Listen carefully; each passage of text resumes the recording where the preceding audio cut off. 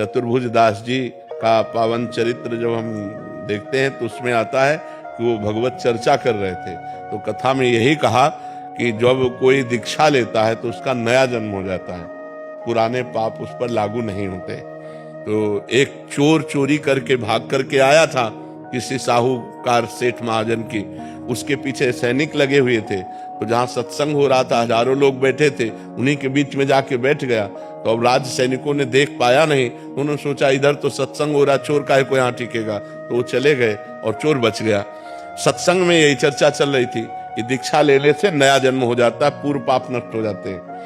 तो जब सत्संग संपन्न हुआ तो चतुर्भुज दास जी संत थे, उनके पास गए और बोले, महाराज आप जो बात कह रहे हैं सत्य है कि दीक्षा लेने से सारे पाप नष्ट हो जाते हैं? तो मैं घोर पापी हूं, चोर हूं, हिंसक हूं, कौन सा पाप नहीं जो मैंने ना किया हूं, क्या मैं दीक्षा ले लूंगा आज से निष्पाप हो जाऊंगा?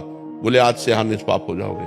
तो बोले दीक्षा दीजिए। तो चतुर्भुज दास जी ने कि ये सही अधिकारी है, अभी इसका मूड बन गया है, नहीं तो हो सकता है कि कभी जिंदगी में इसका क्योंकि हिंसक स्वभाव का है। तो उन्होंने तुरंत उसको दीक्षा दी, मूड मुड़वाया, कंठी पहनाई, तिलक लगाया, 12 तिलक, और दूसरे दिन वो निर्भय होकर घूम रहा था। सोई साहूकार अपने सैनिकों के साथ तो था, सेठ खोज रहा था, अरे बोले यही है। उसको बंदी बना लिया गया, राज दरबार में ले गए। राजा ने कहा तुमने चोरी की है? उसने कहा इस जन्म में नहीं। बोले महाराज जन्म की बात नहीं है, कल की बात है, कल इसने चोरी की है। उसने कहा मैं कसम खा सकता हूं कि इस जन्म में चोरी नहीं की। साहूकार ने कहा मैं कसम खा के कहता हूं कि इसने कल चोरी की है, ये केवल भेष बना लिया है, मूड मुड़ा लिया, तिलक लगा लिया, लेकिन है यही। अब दोनों अपनी अपनी कसम पे। तो उस समय जो पद्धति चलती थी सत्य को प्रमाणित करने के लिए, तो एक लोहे का फार गर्म किया जाता था और पीपल की छोटी सी नवीन पत्ता ऐसे रख दिया जाता था और उसके ऊपर सूत ऐसे बांध दिया जाता था, और वो लोहे का जलता हुआ फार हाथ में ले और सूत जले ना और 7 कदम चल के फेंक दे, वो सत्य माना जाता था। तो ऐसा ही चोर के साथ किया गया। जे ही पूरी पद्धति करके ऐसे फार, तो उसने कहा गुरुदेव ने कहा था कि दीक्षा लेने के बाद नया जन्म होता है, ये अंदर, और जोर से बोला मैंने इस जन्म में कभी पाप नहीं किया, और 7 कदम चला, फेंक दिया, बिल्कुल सूत ज्यों का त्यों। अब तो राजा ने सेठ को कहा इसे फांसी दो, इतने बड़े वैष्णव को, संत को चोर कहा। जब उसके फांसी की बात कही तो बोले सरकार नहीं, वो भी सही है, फांसी मत दीजिए, क्योंकि वो अपराधी नहीं, अपराधी तो मैं हूं। तो बोले अब तुम अपराधी कैसे हो सकते, तुम्हारा तो प्रमाण हो चुका है कि तुम इस जन्म में चोरी नहीं की।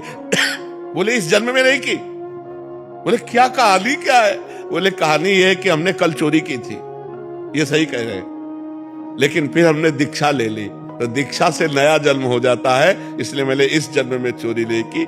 इस बात से राजा बड़े प्रभावित हुए, बोले मैं उन संत से मिलना चाहता हूं जिन्होंने तुम्हारे जैसे चोर का परिवर्तन कर दिया। तो उस दृष्टांत से पता चलता है कि नया जन्म हो जाता है, लेकिन अबलो नसानी अबना न सही हो। उस चोर ने झूठ नहीं बोला, उसने फिर कभी चोरी नहीं की, आज तक किया, अब नहीं करूंगा, तो इससे सारे पाप नष्ट हो जाते हैं दीक्षा लेने से। अगर दीक्षा लेकर फिर पाप करे तो पक्के रजिस्टर्ड पाप होते, फिर वो भोगना पड़ता है और उसमें गुरु को भी कष्ट भोगना पड़ता है। ऐसा नहीं है जैसे शिष्य पाप करे, यदि उसको दंड ना दे, उसको त्याग ना करे, तो गुरु को भी पाप लगता है कि आप ऐसे को क्यों दीक्षा दी, क्यों मंत्र दिया।